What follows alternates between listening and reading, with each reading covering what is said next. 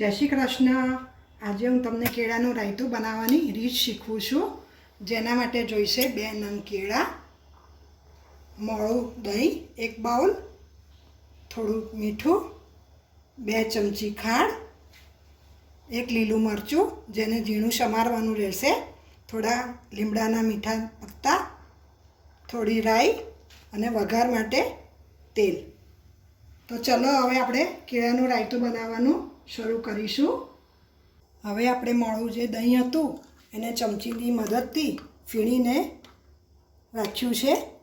એમાં 2 નંગ કાપેલા કેળા ઉમેરીશું। એમાં ચપટી મીઠું નાખીશું, 2 ચમચી ખાંડ નાખીશું,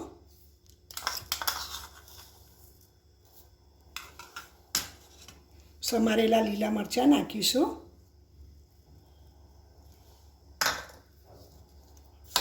અને આ બધું મિક્સ કરી દઈશું ચમચીની મદદથી।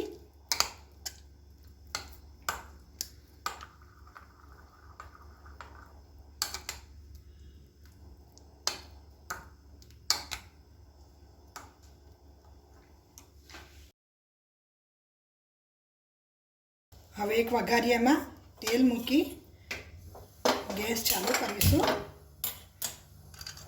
તેલ થોડું ગરમ થાય એટલે એમાં થોડીક રાઈ નાખીશું।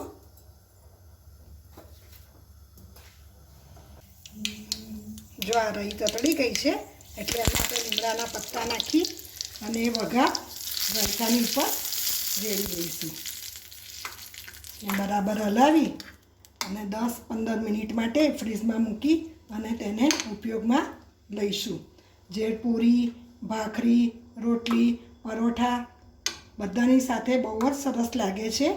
અને જો તમારે ઉપવાસમાં બી ખાવું હોય તો તમે એને રાઈના બદલે જીરુંનો વઘાર કરશો તો તમે ઉપવાસમાં પણ ફરાળમાં પણ ખાઈ શકશો।